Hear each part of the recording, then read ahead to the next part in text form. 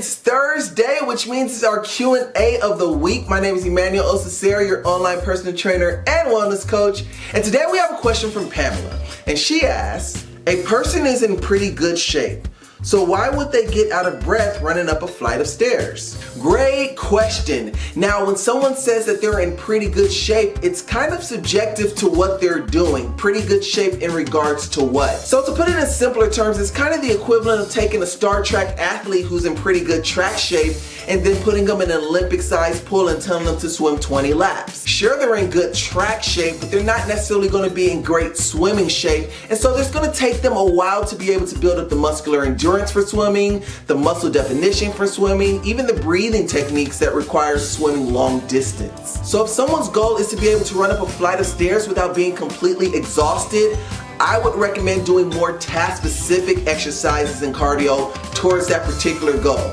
And guys, that's it. I hope that helps. As usual, I had a blast making this video for you guys. Don't forget to hit that like button, leave a comment, tap that subscribe button, and let's do this again sometime.